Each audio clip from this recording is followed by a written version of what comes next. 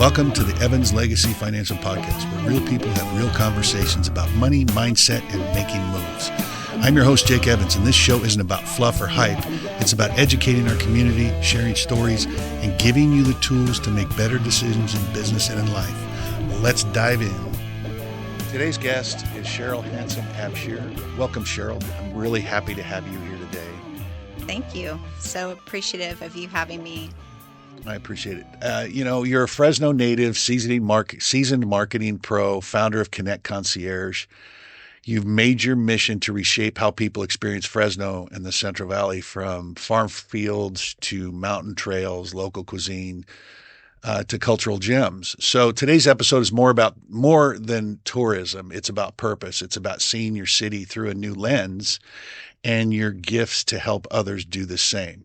So tell me, first thing I want to talk about is, what was it like growing up in Fresno? What stood out most to you about this region as a kid? Well, I was born and raised here.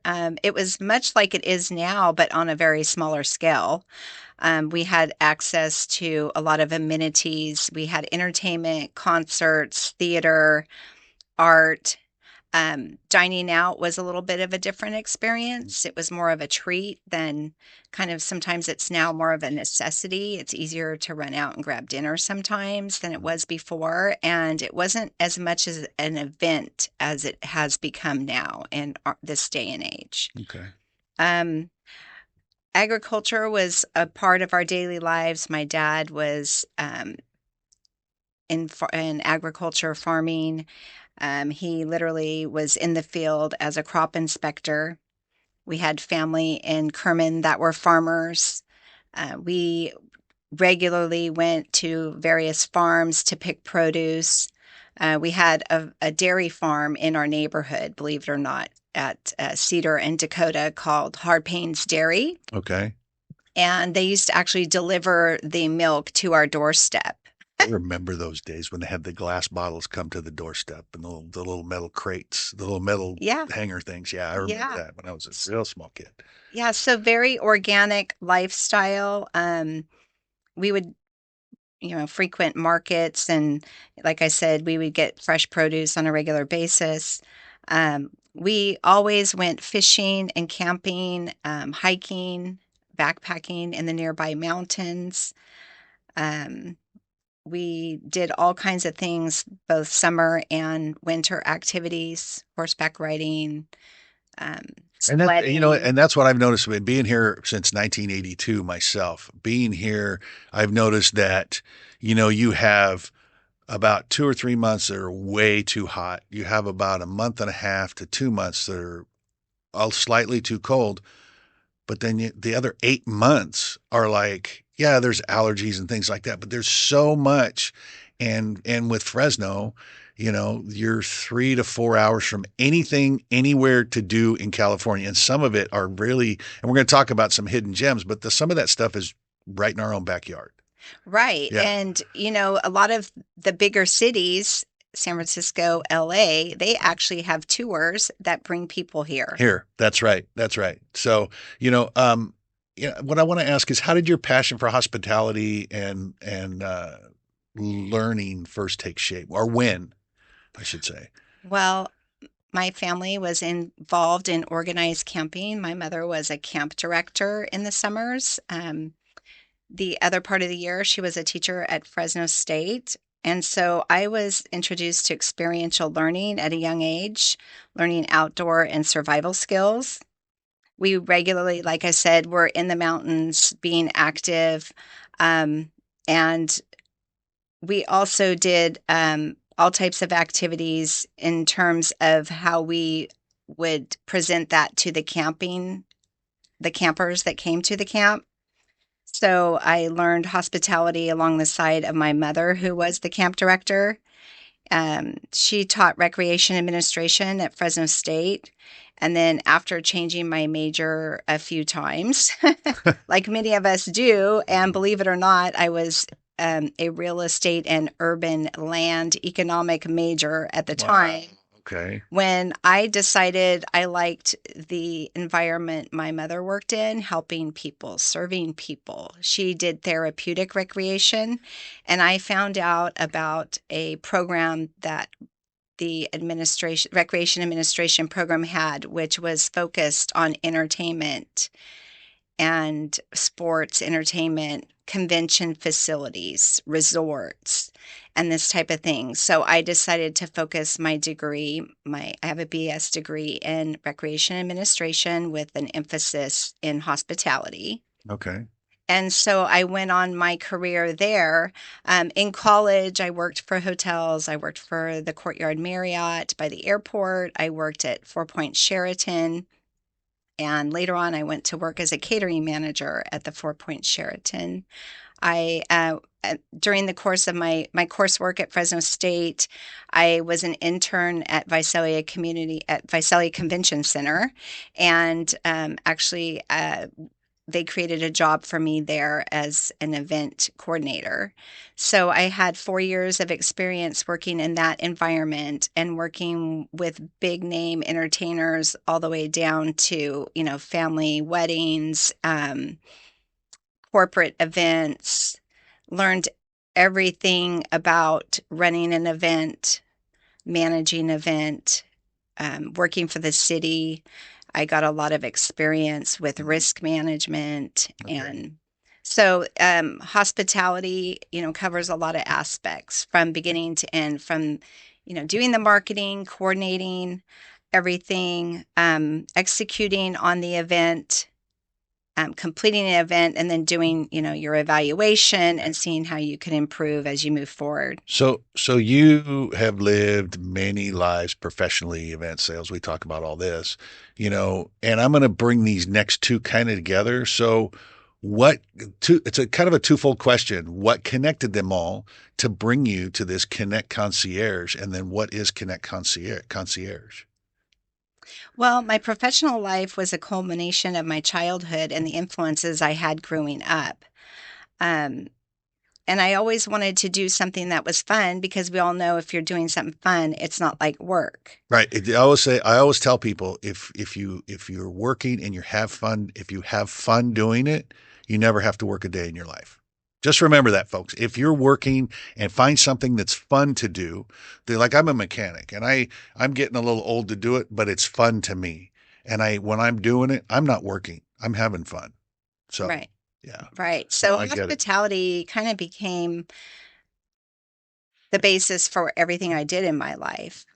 Um, I worked for Piccadilly and Hotels as a sales manager, and my biggest account was Fresno State, and I learned about each department there and what their needs were because it was a boutique hotel, had um, 4 properties throughout the city, which have now all been broken up. But at the time, I represented the Piccadilly and University. And so I got to know all the department heads, and they would come to me and say, we need, certain services for sleeping rooms or catering, but they also were interested in what their delegates would be doing when they come to town and maybe some of their family members traveling with them. And that was really a need I wasn't able to fulfill.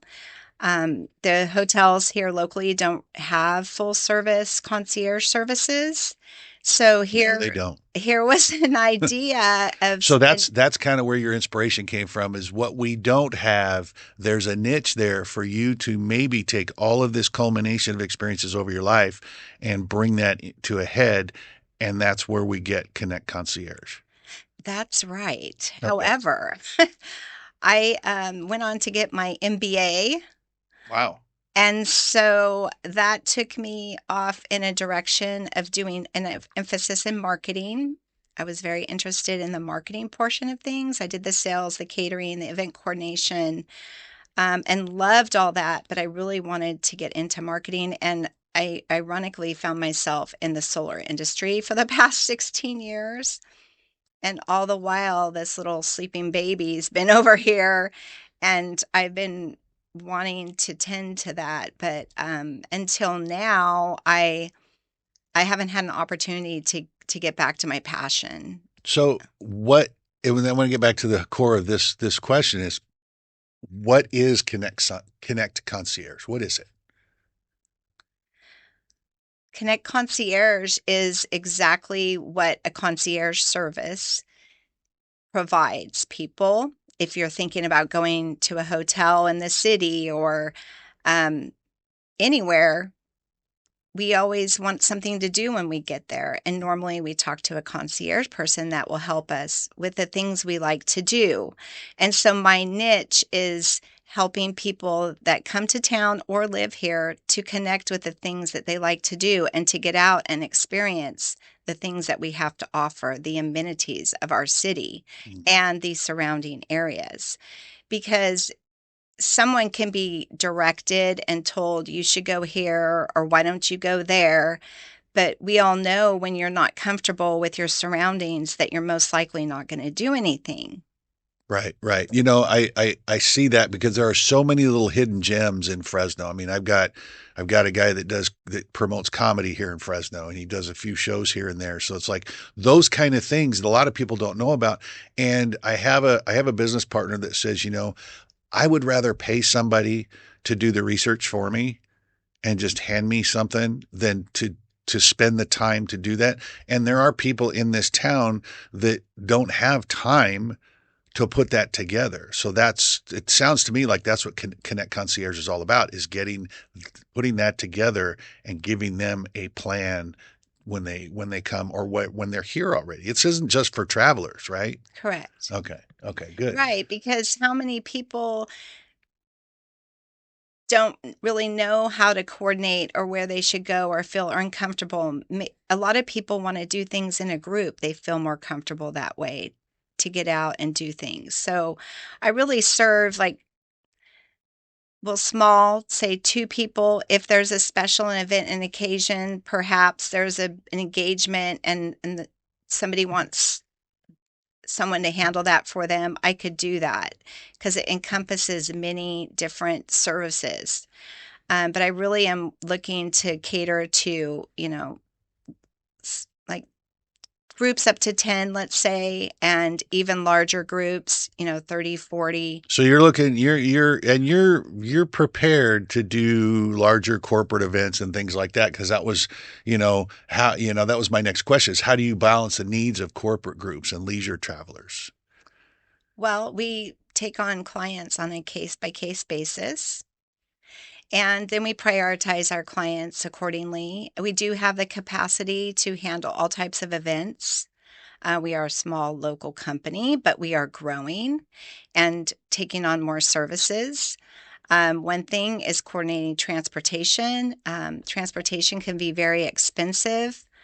There are avenues to promote transportation and leisure activities in the area, but there really isn't a spot that provides people the visibility for that. Right, right. Part of my services actually are leading people to U.S. destinations throughout the United States where people can fly nonstop from Fresno and start their tours and activities and excursions in So you're other not just places. talking about people here in Fresno. You're talking about getting people in Fresno to, because a lot of people think, man, I got to fly out of LA or San Jose or San Francisco when they can just fly out of Fresno. Yes, Yeah. we have 12 nonstop flights from Fresno to various cities in the United States, and there's a ton of things to do. However, if you look um, for things to do in the area on certain sites, you'll only see the national parks Hmm. highlighted. Not a lot of transportation, how to get from here to there. So, one thing that we're going to do as we grow is add a transportation service of our own. And that's important because I've driven across the United States several times, and I know that getting from point A to point B, if you're in the Grand Canyon or if you're in Vegas and you want to go visit the Grand Canyon, you either drive yourself or you get some way to get there, or even Lake Mead or some of those areas are like, okay, I got to get myself there. We're going to Vegas in a few weeks, and it's like I'm going to drive because I'm a driver. I love to drive don't like to go from point A to point B and not see what's in between. So is that something that you encourage too, is people to maybe get on the road and do you plan road trips for people? And that wasn't one of my questions, but that just came up. So I'm gonna throw that one at you. Well, I'm into providing the service myself. Our business is designed that way. Not to give people so much an itinerary and they do it themselves, Okay. but to coordinate it and host it and give them an overall experience where they could sit back, relax, enjoy, partake in the adventures that are out there to be had. Many times, if you're driving, you know, there's, it's a lot of work, and you may not want to drive 3 or 4 hours each way to do something, and then also, say go on a hike or an 8 hour adventure tour in a certain location, say the Grand Canyon. Right. Well, it's easier for you to take that trip and then just relax on the way there and relax on the way back after enjoying your It's experience. true. That's true. And especially as I get a little older, spending that much time in the car is it's different. It's not like I was when I was 25, 30, 35, or even 40, So I get it. That's important. So what makes, I want to ask the question is what makes Fresno different from other regions when it comes to designing unique events? Well, for me, I think it's the culmination of knowing the area, being so familiar with the things to do here, not only doing many things in the area, but getting to know the people that run establishments that have um, activities, excursions, things to do. Those are the people that we get to know. And so we can make the connection for people who want to do certain activities. And there's all kinds of things. You mentioned your comedy show. I mean, from comedy to I mean, I don't know if a lot of people know we have our own Elvis here, Mm-hmm. Jeremy Elvis Pierce. um, so everything from entertainment, concerts, museums, local restaurants, and most importantly, our agriculture. Yeah. We are the food basket of the world. We have so many types of food products that come here from industry, manufacturing, all the way down to the local farmer. And people can come here and experience kind of like I did as a child. Okay, here's where your milk Mm-hmm. comes from. There's a petting zoo there. How fascinating when you're a child to see how everything comes together and works, and how to see how food production is done, how how local farmers are producing foods that go into our markets. And since I've lived in the valley a long time, I know, and I used to work in the heavy equipment industry, so I used to do a lot of material handling, working on equipment, material handling tractors and farms. And I know that these farmers love it when people ask about their what they do, and they love to share that because that's their livelihood, and it's not work to them; it's fun. I Right. mean, really, it is. It's fun. So, Yeah. And what about experienced local dining where mhm. the food that is served to you comes straight from these local farmers? So that's what I'm trying to promote. We have, of course, a lot of grapes, a variety of grapes. We have tons of wineries.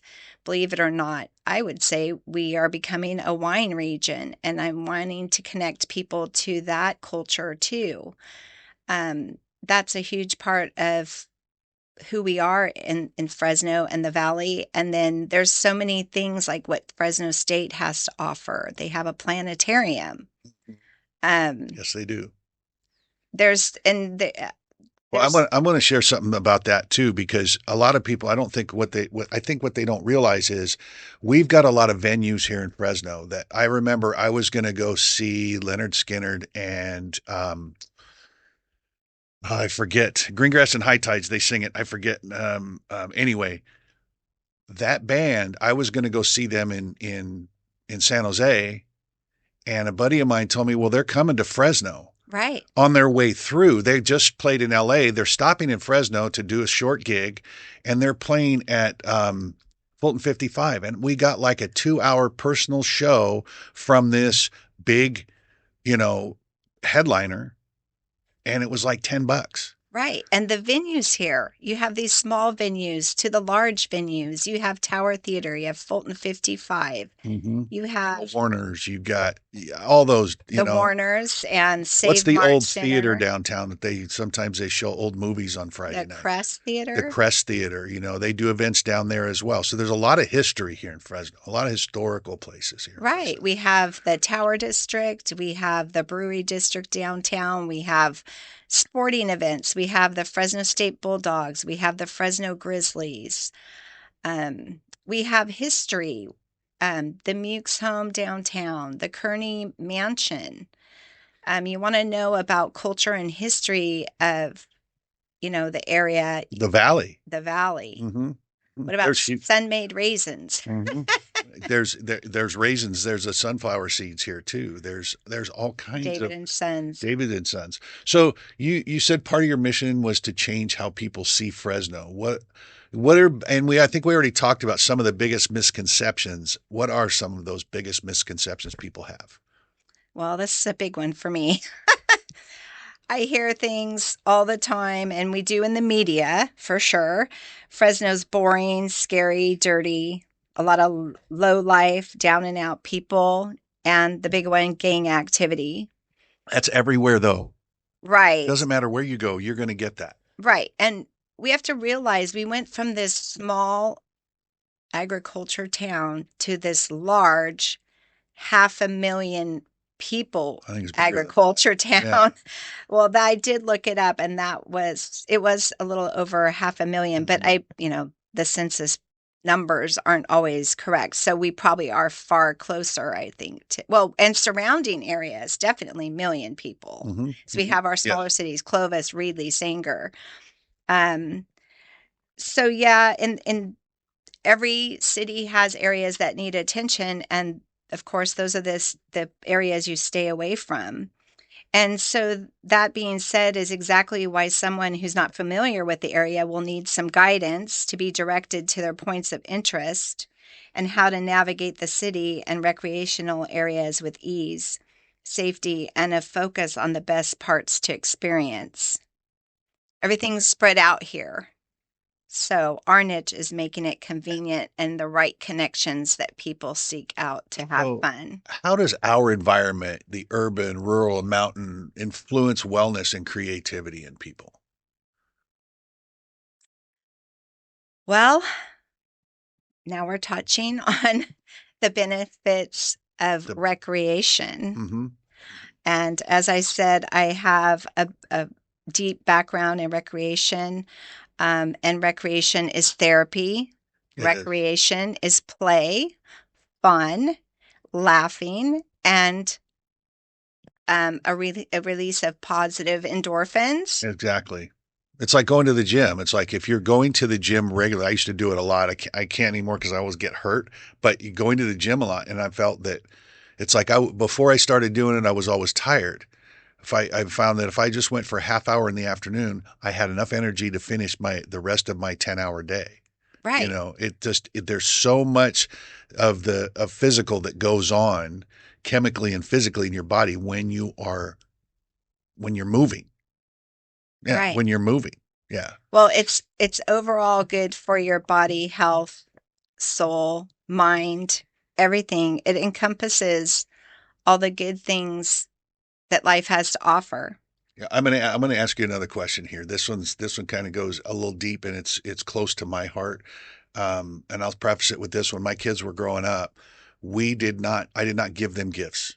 I took them places. I took them to Disneyland, or I took them to my daughter and I would go to Stomp. I don't know if you remember Stomp. Oh, But yeah. we'd go to the city, and my daughter and I would go to the Stomp on Saturday night, and my son and I would go to a football game on Saturday night, and then my son and I would go to a football game on Sunday, and that was their Christmas present. And they didn't, so they that doll you give them, or that game you give them, or that iPad you give them, or whatever, is not going to speak to them 30 years later when they say, Dad, I remember we used to go to football games all the time.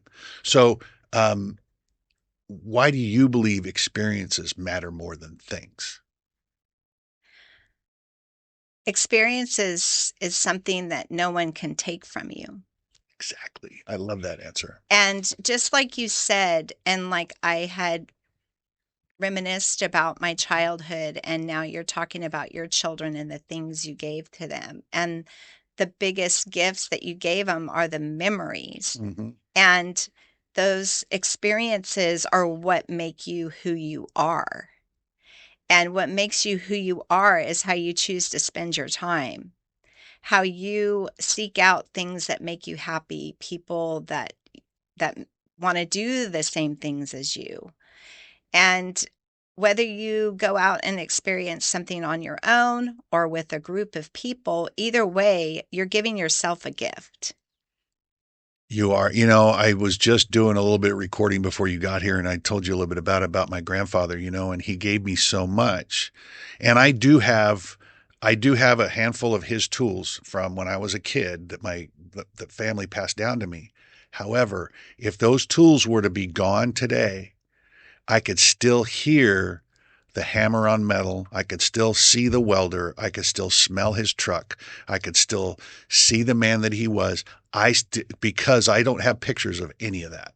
It's all from experience, riding in his truck, going to the duck club, going hunting, doing the things I did. The experiences are what make, I mean, everything to me today.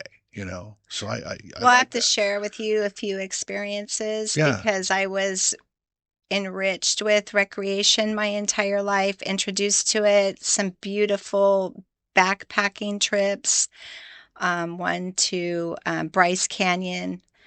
That's a beautiful area. Yes. It was quite the adventure, I'll tell Hmm. you. The first time we couldn't have a fire permit and a fire at camp. That was a new experience for me. But when I was in the rec program at Fresno State, I got to enhance a lot of my recreational experience in the outdoor recreation portion of things. I did ropes courses, I did rock climbing, whitewater rafting, skydiving. I mean, these are all things that were introduced to me later in my life that really provided me an opportunity to grow in ways that I any other experience has not allowed me to do. Imagine, and maybe you've done it, when you're on the edge of that plane and you're going to jump out. Haven't done The that yet. amount That's on my bucket list. Okay. the amount of courage and stick to itiveness, meaning they were I my eyes welled up when the photographer was looking at me. He goes, "Okay, what's wrong?" And I go, "The problem is I don't have a parachute. I'm hooked to someone who does." Right. And so he had to do that whole leadership thing and talk me and we're a team and this and that. And he's like, "You either have to make a decision now or not." I mean, it's go time. I And always said that I know it's go time. And I always said that when I get ready to do that, I'm going to sign a waiver that you have to push me out of the plane because I'm not going on my own. I agree with you. Go ahead and push me because that's what it's going to take to get me off that plane. But I get it. It's that I like how they get you. That's teamwork. They come together and they rally around and they go, okay, we're going to do this as a team. We're going to do this together. You're okay. And their experiences, their track record, they tell you a little bit about, I'm sure they told you a little bit about themselves, how many jumps they have and things like oh that. yeah, they were telling me they jump naked just for fun because they got no other way to do it. So why not try it? Wow. Okay, But that's you know what? It was focus and concentration yes. that got me to do it. He told me, "Look right at me when you jump. Just look at me. I'm going to be taking pictures of you." Which later I realized, like, how does that happen? Like he's waiting for me. But we all know there's the skydivers that have the wings, and he had his wings, and they can do phenomenal things, fly through canyons. Manipulating the airflow is what it's all about. And that's I've done a lot of studies on it. It's all about manipulating the airflow and how you can it's like an airplane. Right. Those have you ever seen those acrobatic airplanes that are Oh, like, yeah. they do a 90-degree flip in a split second and through a pair of poles or something like that. It's crazy. It's insane. Yeah, So so see what recreation does for people, even if you aren't participating in it, but you're participating in watching it. How many absolutely. spectator sports do we spend hundreds and thousands of dollars on, especially as Exactly. Americans? That's NFL, baseball. Um, so I think recreation really is the hub of everything we do in life. so we're kind of coming to a wrap here, and I wanted to ask you, what legacy do you hope to leave? Because that's my whole thing is about legacy, leaving a legacy or building a legacy. So what legacy do you hope to leave, not just in business, but in how people feel about Fresno? I want people to feel welcome here. I want them to be excited to be here and experience all of the unique and different things that we have to do. Maybe even things they haven't done before. One we haven't talked about. How many cities can you go to where there's an underground garden? Forestier. Yeah, Forestier And Underground Garden. the Forestier family were friends. I was friends with their son back in the day, and I got a free personal tour of that back in like 1990 or something like that. It was Yeah, beautiful, it's beautiful. incredible. So experiencing things like that. And I want people to see Fresno as a beautiful place filled with successful, wonderful, giving, loving people. Get to know them. You did mention earlier about how Fresno is seen, and recently I watched the show Sirens, and everybody's talking about it around here. How one of the characters says, I grew up in a place called Fresno. I say I'm from the Bay Area. Wow. So that's what I want to change. We get a lot of bad rap here, but there's so much goodness here. I've lived here. You've lived here all your life, so I'm a transplant. I came here in 1982 with nothing but a shoebox, and some people listening know my story, and it's like, but I've left and I've had to come back. I've gone to the Bay Area and lived for a job, and I got to go home because Fresno's my home, and will I leave one day? My retirement, my perfect retirement is toes in the sand somewhere on a beach somewhere. So am I always going to be here? No, but you know what? This is home to me. And I know, and I've explored, and I think what you're going to agree with is I've taken the time and I've stepped outside of my comfort zone, and I've explored some of the things that are available out around us. Shaver Lake, Yosemite. One of the biggest wonders of America is Yosemite Valley is right here in our backyard. Yeah, in Kings And Canyon. Kings Canyon, I think it's more beautiful than Yosemite at some places. So, we have all of that. So so what advice would you give someone? And you've turned your passion into a purpose. So what advice would you give someone who wants to turn their passion into a purpose-driven business? Well, first of all, I know it's cliche, but don't ever give up. Exactly. We especially when it's your dream, you can't give up on your dreams. Start using your free time to do research, explore options, experiment with things. I had a different business model when I started this, but I didn't stop working on my website. Um, I didn't stop working on things that were going to help me start to promote my business.